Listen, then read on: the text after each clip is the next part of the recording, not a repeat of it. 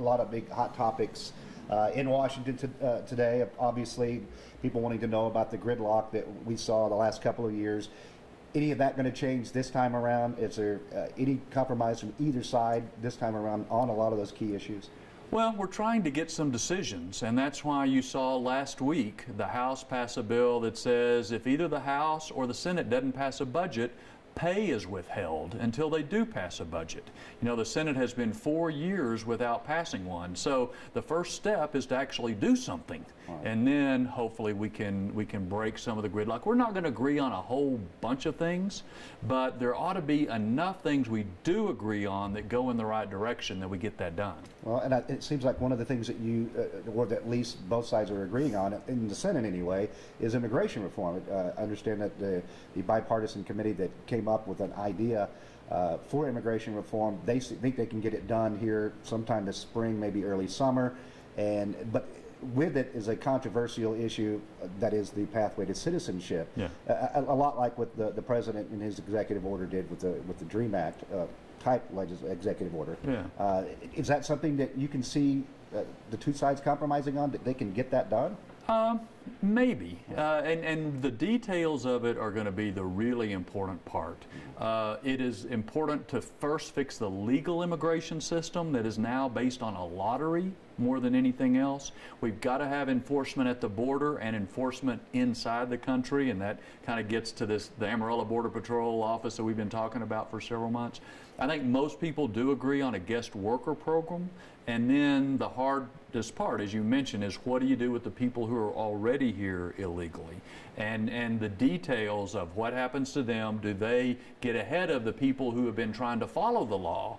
How that works is going to be a crucial part, but I think it's possible that you could see enough agreement to actually get something done. Well, and they say they can do this in the Senate. You know, back in 2007, they got really close, and that was back when President Bush was pushing for immigration reform, but then that failed as well. And do you see getting closer than 07, or is... Well, maybe. It hadn't gotten as much publicity, but there's also been a group in the House working the past 4 years, really, to see if there can be agreement across Republicans and Democrats. I tell you, I think the key is President Obama's leadership. If he is interested in getting something done, I think it's possible.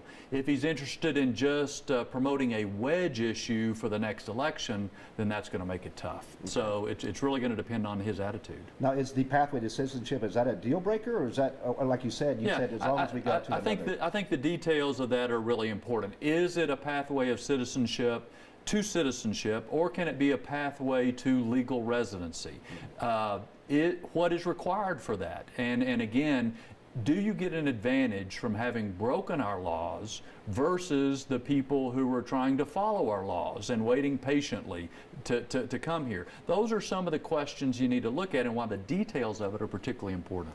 Blanket amnesty, though, out the window. No, I don't think you can do that. And remember, this was tried before, 1986. It's supposed to be the last time it ever happened. Well, here we are again. So whatever we do, you've got to make sure it's followed up with enforcement of the law, and that enforcement continues. Well, we got to get to gun control, because that's yeah. That's what you came here to talk about tonight. You're having a town hall meeting tonight, correct? No. Was it not tonight? No. No, I don't know what I was thinking. I was reading something, and I thought it said Mac Thornberry, January 28th. Maybe I was reading somebody else. I don't know. Are you talking about another station today? That's probably what I'm thinking. Oh, okay. Okay. They might be. Maybe they're going to talk about gun control. Sure. Thornberry's going to be in town. I'm sorry. Well, no, gun control is clearly the issue that people have contacted me more about than any other in the past few weeks. I think it is very unlikely that Congress is going to pass any new significant gun control legislation. I think there will be hearings to look at a variety of things. Are the current background checks working the way they should? Are the mental health laws the way they should? So I think there will be, a lot of discussion about things, but I don't think you're going to see the House, certainly, and probably not even the Senate, pass significant new gun control legislation. Well, and it seems that after the Sandy Hook tragedy, that's when they took, John Hopkins did their latest study, and they said that most Americans do support some sort of ban on, like, assault weapons, even mental health background checks, which I think can be tough to do with HIPAA involved there. Sure. So you've got another thing you have to deal with as well. Yeah, well, you get a lot of federal and state laws involved with some of the mental health issues. But the truth is, what's called assault weapons is the cosmetic a way that some of these guns look. It doesn't have anything. It doesn't work any differently than my semi-automatic shotgun works. So a lot of that is cosmetic, and I think pushing the issue. You know, one good common sense question to ask is, would any particular provision have done anything to affect the school shooting in Connecticut? So far, I've not heard one that does. I'm trying to think of what else. I had something else. School security, since we're on that subject as well. We've got here at the state, they're proposing laws to allow teachers to carry weapons, and there's even others that were like, hey, we can start this fund where people can raise their property taxes to as a security fund for school security. And it's like, is there something nationally that can be done here, or is that going to remain? I think that's got to be a local issue. You know, there's going to be some areas that are very comfortable with teachers having guns in the school. Other parts of the country may not be.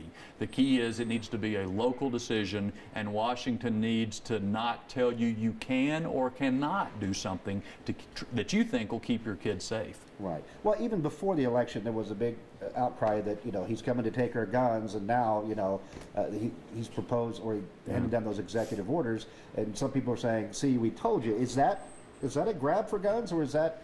No, if you look at the specifics of what those executive actions is actually what he called them, there's really not much there. One of them is to appoint somebody to be the head of the ATF because there hadn't been anybody in that job on a permanent basis for several years. Another one is to study whether the background checks can be improved, and a lot of studies and things like that. To really make changes, it's going to have to be legislation, and I think it's unlikely the House is going to pass any of the things that he's proposed. Well, with the new session, anything big coming up Panhandle-wise? I know that a lot of people keeping their eye on defense contracts. Yep.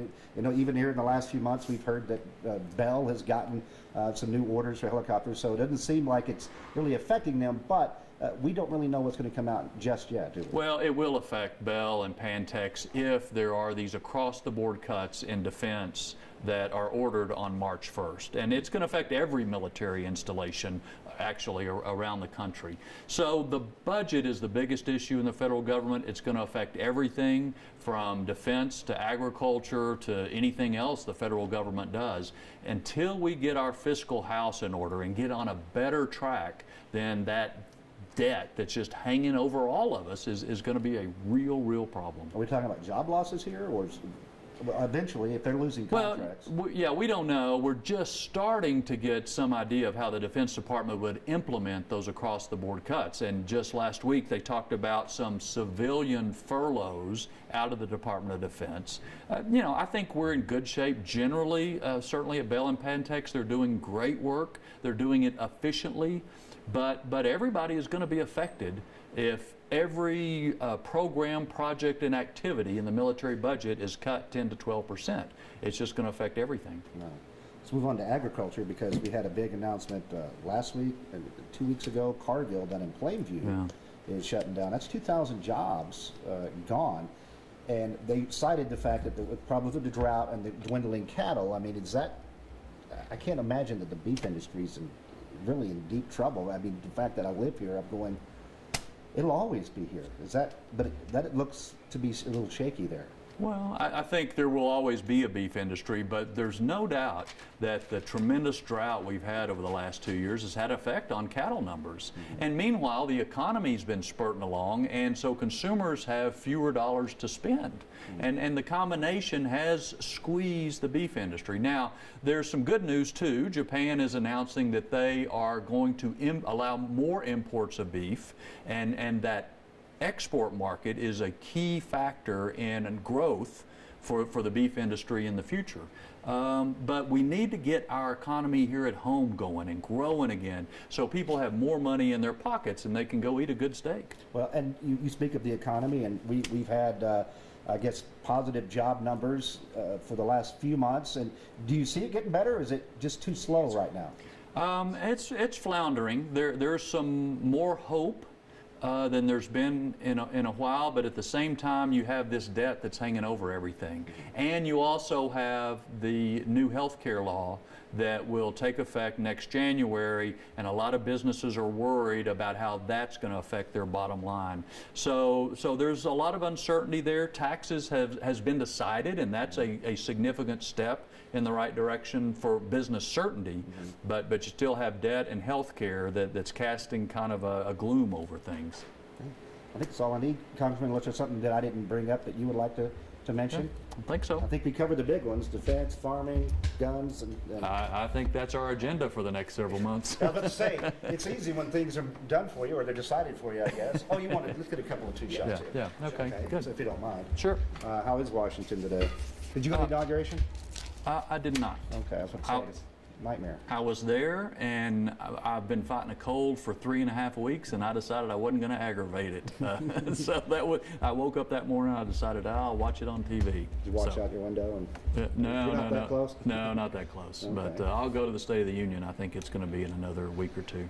Okay, yeah, that's the next big one, isn't it? Yeah. Well, he's got something. He's going to announce his immigration thing for tomorrow. Yeah, I don't know. I was reading some things that maybe after the Senate announcement, he's not going to have many specifics in his. I don't know what'll come of that exactly. But I'll tell you, I'll be encouraged if the Senate can pass anything on anything, because they have largely done nothing certainly the past 2 years, and it's been 4 years since they passed a budget. So if they can, make a start on immigration, if they can pass a budget, then at least that's some signs of progress that we hadn't seen for a while. Right. Yeah, they're supposed to be the easier one to get through, isn't it?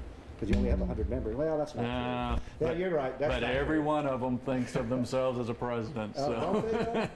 Don't they? Senators do like themselves. They certainly do. We done? Yep, we are good to go. All right. I appreciate you, Congressman.